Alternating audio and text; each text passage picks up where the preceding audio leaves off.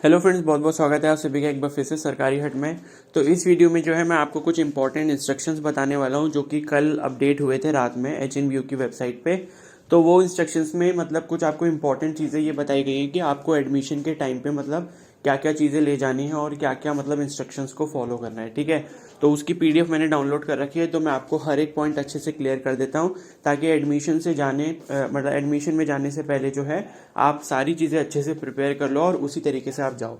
वैसे मैंने डॉक्यूमेंट्स की पूरी लिस्ट की जो वीडियो है मैंने कल अपलोड कर दी थी, आपने वो नहीं देखी होगी तो देख लेना।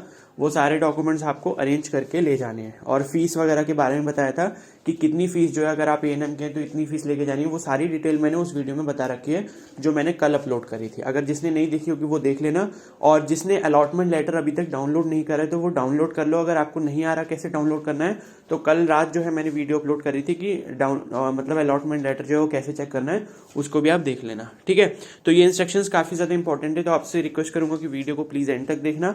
ठीक है, क्योंकि अगर आप ये चीज़ नहीं फॉलो करोगे, कोई चीज़ भूल जाते हो तो आपको प्रॉब्लम हो सकती है। ठीक है, तो देख लेते हैं। तो यहाँ पर ऊपर लिखा है कि नर्सिंग या पैरामेडिकल प्रवेश परीक्षा 2021 के परीक्षा परिणाम के आधार पर आयोजित उत्तराखंड राज्य केंद्रीकृत काउंसलिंग के माध्यम से पंजीकृत अभ्यर्थी जिनको काउंसलिंग बोर्ड द्वारा सीट आवंटन हुई है हेतु प्रवेश प्रक्रिया एडमिशन प्रोसीजर संबंधी महत्वपूर्ण सूचना। ठीक है, जो भी आपको काउंसलिंग में सीट मिली है उन कैंडिडेट्स के लिए है ये। ठीक है, तो पहला है नर्सिंग या पैरामेडिकल पाठ्यक्रम की काउंसलिंग में बोर्ड द्वारा ऑनलाइन आवेदन के समय अभ्यर्थी द्वारा भरी गई समस्त सूचनाओं के आधार पर नियमानुसार सीट आवंटन की कार्यवाही की गई है।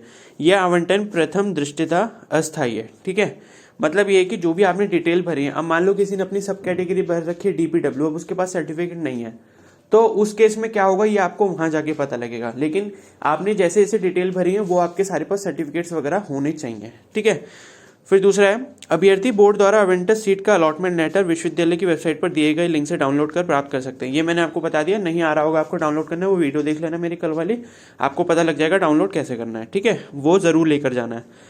फिर नेक्स्ट पॉइंट है तदुपरांत अभ्यर्थी बोर्ड द्वारा आवंटित हुई सीट पर संबंधित आवंटित संस्थान में प्रवेश लेने हेतु व्यक्तिगत रूप से संस्थान में उपस्थित होकर प्रवेश के समय पाठ्यक्रम की अपनी अर्हता के संबंधित समस्त वांछित अभिलेख हो।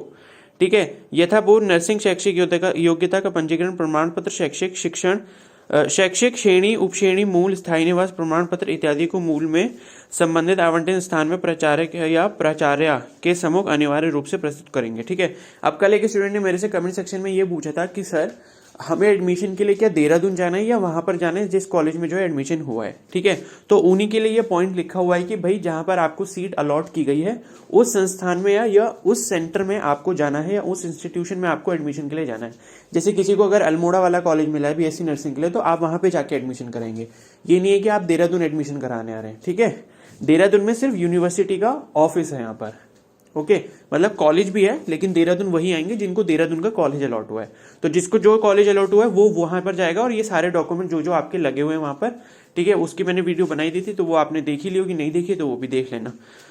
फिर नेक्स्ट है यदि कोई अभ्यर्थी संबंधित संस्थान के प्राचार्य के समक्ष संबंधित वांछित अभिलेख प्रवेश हेतु निर्धारित अंतिम तिथि दिनांक 21/12/2021 तक उपलब्ध नहीं करवा पाता है अथवा उसके द्वारा प्राचार्य या प्राचार्य के सम्मुख प्रस्तुत किए गए अभिलेखों की जांच से यह ज्ञात होता है कि अभ्यर्थी निर्धारित मानकानुसार अर्हता नहीं रखता तो उसकी आवंटित सीट को तत्काल निरस्त कर दिया जाएगा। ठीक है, तो इसका मतलब ये है कि अगर आप 21 दिसंबर 2021 तक नहीं पहुंचे वहां पर, आपने जाकर अपने एडमिशन नहीं कराया, ठीक है, और या फिर अगर आपके जो भी डॉक्यूमेंट्स हैं उनमें जो कुछ भी गड़बड़ी निकलती है, आपका नाम सही नहीं है या फिर कोई और चीज़ गड़बड़ होती है तो आपका एडमिशन उसी टाइम पर कैंसिल कर दिया जाएगा। ठीक है, फिर नेक्स्ट छात्र छात्रा शुल्क जमा करने के संबंध में आवंटित हुए संस्थान के प्राचार्य से संपर्क कर नियमानुसार कार्यवाही करेगा। तो मैंने ये आपको बता दिया था कि आपको सिर्फ यहाँ से कैश लेके जाना है या फिर आप अपने अकाउंट में लेकर जाइए और आप उसका जो एटीएम कार्ड है वो अपने साथ लेकर जाइए। वहां पे आपको सारी चीजें बता दी जाएंगी कि कितने का डिमांड ड्राफ्ट बनना है, किस बैंक से बनना है, वो सारी चीजें आपको बताएंगे। वहां जो भी आप जहां पर भी एडमिशन लोगे उसके आसपास का ही कोई बैंक आपको बताया जाएगा कि भाई आप यहाँ से 2 किलोमीटर दूर है, इस बैंक में आप चले जाइए और अपना डिमांड ड्राफ्ट बनवा कर ले आइए। ठीक है, तो सभी के एडमिशन के जो भी डिमांड ड्राफ्ट वगैरह बनने होंगे वो एक ही बैंक में बनेंगे जो उन्होंने सेलेक्ट कर रखा होगा, वो इन्होंने बताया है। ठीक है, फिर नेक्स्ट है अतः अभ्यर्थी को सलाह दी जाती है कि वे अपने ऑनलाइन आवेदन के समय अभिलेखों से संबंधित समस्त वांछित विवरणों को ध्यानपूर्वक एवं सत्यता के साथ भरें। अभ्यर्थी द्वारा की गई कोई भी गलत सूचना, जानकारी, त्रुटि के लिए विश्वविद्यालय का कोई उत्तरदायित्व तो नहीं होगा। इसके लिए अभ्यर्थी स्वयं उत्तरदायी होगा। ठीक है, अगर कोई भी आपने इन्फॉर्मेशन गलत फिल कर दी है तो उसके जो सोल रिस्पॉन्सिबल हो वो सिर्फ आप ही होगे। ठीक है, यूनिवर्सिटी का उसमें कोई रोल नहीं रहेगा। फिर नेक्स्ट है, संबंधित संस्थान द्वारा विश्वविद्यालय की वेबसाइट hnbumU.ac.in पर लॉगिन कर संस्थान में आवंटित अभ्यर्थी के संबंध में वांछित जानकारी विवरण उसके द्वारा प्रवेश के समय प्रस्तुत अभिलेखों तथा अभ्यर्थी द्वारा ऑनलाइन आवेदन के समय भरी गई सूचना विवरण से मिलान तथा सत्यापित करते हुए ऑनलाइन एडमिशन फॉर्म में यथा स्थान भरा जाए। ठीक है, तो मतलब ये वो काउंसलिंग के टाइम का बता रखा है कि आपने सारी चीज़ें वहाँ चेक करी होंगी, उसके अकॉर्डिंग जो आपने काउंसलिंग फिल करी होगी। और उसके बाद ये सारी चीज़ जो है यूनिवर्सिटी में, मतलब यूनिवर्सिटी नहीं, जहाँ पे भी आप जाके कॉलेज में एडमिशन लोगे वहाँ पे आपकी ये सारी चीज़ें मैच की जाएंगी कि भाई आपको यही वाला कॉलेज अलॉट हुआ है। वो सारी अपनी मेरिट लिस्ट वगैरह चेक करेंगे, उसके बाद आपको एडमिशन देंगे। फिर नेक्स्ट है, संस्थान द्वारा काउंसलिंग बोर्ड द्वारा आवंटित छात्र छात्र को प्रवेश ले जाने के समय समस्त वांछित आवश्यक मूल शैक्षणिक स्थायी निवास प्रमाण पत्र, श्रेणी उपश्रेणी, ये डॉक्यूमेंट्स हैं जो मैं पहले ही बता चुका हूँ, को अभ्यर्थी के संबंध नियामक संस्था द्वारा निर्धारित मानकानुसार अर्हता का सत्यापन करने के पश्चात ही प्रवेश दिया जाएगा। मतलब सारी चीज़ें जब वेरीफाई हो जाएंगी, सारे डॉक्यूमेंट्स, तभी आपको एडमिशन दिया जाएगा। संबंधित नियामक संस्था द्वारा निर्धारित मानकानुसार पाठ्यक्रम में प्रवेश हेतु अभ्यर्थी की अर्हता के संबंध में समस्त उत्तरदायित्व संबंधित संस्थान का होगा। ठीक है, अतः संबंधित संस्थान अभ्यर्थी को प्रवेश देने से पूर्व उसकी अर्हता सुनिश्चित करने के उपरांत ही प्रवेश दें। ठीक है, तो मतलब जो भी कॉलेज एडमिशन दे रहा होगा तो वो सारी चीज़ें जो है वेरीफाई करेगा, तभी आपको एडमिशन वहाँ पर मिलेगा। किसी अभ्यर्थी विशेष की अर्हता के संदर्भ कोई अस्पष्टता या प्रश्न होने की दशा में संबंधित संस्थान के प्राचार्य, परीक्षा नियंत्रक, HNBU विश्वविद्यालय देहरादून से दूरभाष संपर्क कर जानकारी स्पर्धा दिशा निर्देश प्राप्त कर सकते हैं। मान लो कोई ऐसा कंफ्यूजन होता है कि भाई इस केस में क्या करा जाए। ठीक है, आपको ऐसा लगता है कि आपकी भी गलती नहीं है और कॉलेज वालों को भी ऐसा लगता है कि भाई आपकी गलती नहीं है, तो उस केस में जो है जो भी कंसल्टेशन करना होगा वो HNBU में वो कॉल लगाकर पूछेंगे कि भाई इस केस में क्या करना चाहिए।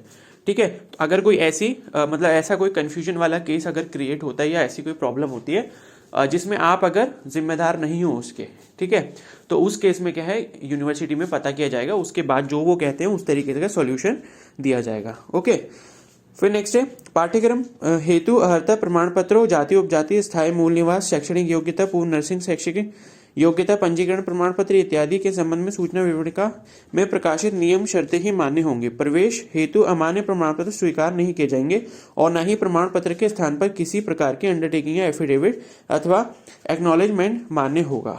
ठीक है, अब जैसे इन्होंने तो यहाँ पर क्लियर कट लिख दिया है कि भाई कोई भी अंडरटेकिंग या डिक्लेरेशन नहीं दिया जाएगा आपको। मतलब जैसे मैंने आपको एक वीडियो में बताया था कि हो सकता है कि इन डॉक्यूमेंट्स के लिए, जैसे कि ट्रांसफर सर्टिफिकेट हो गया, कैरेक्टर सर्टिफिकेट हो गया और आपका माइग्रेशन हो गया, तो इनके लिए हो सकता है कि टाइम दिया जा सके, लेकिन इन्होंने यहाँ पर मना कर रखा है। अब ये नहीं पता कि ये देंगे कि नहीं देंगे, जबकि इन्होंने यहाँ तो क्लियर कट लिख दिया है। ठीक है, तो भाई कोशिश करना अपने सारे डॉक्यूमेंट्स अरेंज करके लेके ही जाओ, CC, TC और जो आपकी माइग्रेशन सर्टिफिकेट है सभी एक साथ लेकर जाना। ठीक है, फिर नेक्स्ट है एडमिशन प्रोसीजर। तो एडमिशन प्रोसीजर देख लो। पहला है download allotment letter from the university website. ठीक है, वो मैंने बता दिया कैसे करना है, नहीं पता है तो वो वीडियो देख लेना। फिर नेक्स्ट है candidate should report personally to the allotted college along with the following documents in original for completion of further admission process with specified period latest by 21/12/2021। तो ये जो नीचे डॉक्यूमेंट्स दिए गए इनकी ओरिजिनल कॉपी आपको लेके उस कॉलेज में जानी है जो कॉलेज आपको अलॉट किया गया है। कब तक? 21/12/2021 तक। फिर क्या क्या लेके जाना है? Downloaded copy of allotment letter, इसका प्रिंट लेके जाना है। फिर नेक्स्ट है ओरिजिनल हाई स्कूल 10th की मार्कशीट, फिर 10th का सर्टिफिकेट हो गया, 12th की मार्कशीट, 12th का सर्टिफिकेट हो गया। इनके बारे में मैंने पहले ही बता दिया है, जिसको नहीं मिला अपने स्कूल में जाकर पता करिए। ठीक है, फिर नेक्स्ट है हमारा ओरिजिनल सर्टिफिकेट और रिजर्व कैटेगरी इफ एप्लीकेबल। अगर आप OBC से हो, SC से हो, ST कैटेगरी से हो, EW से हो, DPW से हो, ऑर्फन कैटेगरी से हो या PH कैटेगरी से हो या फिर FF यानी कि फ्रीडम फाइटर कैटेगरी से हो, ठीक है, तो आपको जो है अपना कैटेगरी का, रिजर्व कैटेगरी का सर्टिफिकेट लेकर जाना पड़ेगा, ओरिजिनल वाला। ठीक है, फिर नेक्स्ट है ओरिजिनल कैटेगरी और सब कैटेगरी। सब कैटेगरी वही हो गई, जैसे DPW हो गई, फ्रीडम फाइटर हो गई, ये सारी जो है आपकी सब कैटेगरी है। ठीक है, फॉर डोमिसाइल या permanent resident of Uttarakhand only. तो बाहर वालों के लिए तो है नहीं सब कैटेगरी एप्लीकेबल, सिर्फ वही लेके जाएंगे जो उत्तराखंड वाले हैं जिन्होंने सब कैटेगरी फिल करी थी। ठीक है, original PWD category certificate issued by the special medical board. ठीक है, PWD वाले जो कैंडिडेट्स हैं, पर्सन विद डिसेबिलिटी या फिर PH कोटा जिन्होंने लगाया था, तो वो अपना ओरिजिनल सर्टिफिकेट लेके जाएंगे। फिर नेक्स्ट है ओरिजिनल डोमिसाइल सर्टिफिकेट। तो डोमिसाइल तो सभी को लेके जाना है जो उत्तराखंड के हैं। ठीक है, फिर नेक्स्ट है ओरिजिनल वैलिड आईडी प्रूफ कोई भी ले जाना, पैन कार्ड ले जा सकते हो, ड्राइविंग लाइसेंस हो गया, आपका आधार कार्ड हो गया, ठीक है, पासपोर्ट हो गया, ये सारे डॉक्यूमेंट्स आपको दे रखे हैं। लेकिन इसमें ये भी लिखा है कि same age uploaded in the online application form. Mostly मतलब 95% बच्चों ने जो है एप्लीकेशन फॉर्म में आधार कार्ड ही फिल करा होगा, तो वो लेकर जाएंगे। फिर नेक्स्ट है, after doing the above mention formalities या procedure, the admission process will only be completed once the candidate gets the online admission letter issued by the concern college within the specific time period mentioned in the allotment letter. Hence, the candidates are required to make necessary arrangement from his or her side well in time to complete the whole admission process within the specific time period of that particular round. ठीक है, तो ये सब जब हो जाएगा, आपके documents वगैरह लेके जाओगे, तो आपको जो है एक और एडमिशन का लेटर दिया जाएगा, मतलब कॉलेज की तरफ से, ठीक है, जो कि शायद आपको ऑनलाइन डाउनलोड करना होगा, ऐसे कुछ इसमें लिखा हुआ है। फिर नेक्स्ट है, शेष नियम व शर्तें विवरणिका में वर्णित परिविधानुसार यथावत रहेंगी। अभ्यर्थी को सलाह दी जाती है कि वह सूचना विवरणिका को भली भांति अध्ययन कर लें। अब कुछ बच्चे ये बोल रहे थे कि भाई इसमें मेडिकल फिटनेस सर्टिफिकेट नहीं लिखा है, तो ऐसा मत सोचो। वो हो सकता है कि आपसे अगर यहाँ नहीं मांग रहे हैं तो वो आपको वहां पर जाके बोलेंगे कि यहाँ से आप बनवा कर लाओ। तो इससे अच्छा रहेगा कि आप जो है जहां रहते हो वहीं के हॉस्पिटल में बनवा लो, तो बहुत ज्यादा अच्छा रहेगा, आपका टाइम ही सेव होगा। ठीक है, इन्होंने भले ही ना लिखा हो लेकिन आपको चाहिए होगा वहां पर। आगे बात समझ में? तो जो डॉक्यूमेंट्स वाली वीडियो बनाई वो एक बार जरूर देख लेना जिसने अभी तक नहीं देखी। ये तो डॉक्यूमेंट्स लिखे ही हैं, इसके अलावा भी कोई छूट जाएगा, क्योंकि इन्होंने लिखा है कि जो आपका ब्रोचर है उसमें सब कुछ दे रखा है, इसके अलावा जो भी कुछ चाहिए, तो उसके अकॉर्डिंग ही मैंने वो बताया था आपको डॉक्यूमेंट्स वाली वीडियो। ठीक है, फिर नेक्स्ट है, भविष्य में प्रवेश काउंसलिंग संबंधी अद्यतन सूचना अपडेट समय, मतलब ये वही लिखा है कि जो भी आपकी नेक्स्ट सूचना वगैरह आएगी सेकंड राउंड की काउंसलिंग के बारे में या जो भी आएगी वो आपकी ऑफिशियल वेबसाइट पे आएगी, उसका कोई भी कॉल लेटर जो है नहीं भेजा जाएगा। ठीक है, तो ये सारे इंपॉर्टेंट इंस्ट्रक्शंस थे, मैंने आपको अच्छे से एक्सप्लेन कर दिए हैं। ठीक है, आई होप आपको ये वीडियो हेल्पफुल लगी होगी। अगर वीडियो हेल्पफुल लगी है तो प्लीज इसको लाइक कर देना, अपने फ्रेंड्स के साथ शेयर करना, चैनल पर नए हो तो सब्सक्राइब कर लो और बेल आइकन को प्रेस कर लो। Okay, so thank you and have a nice day.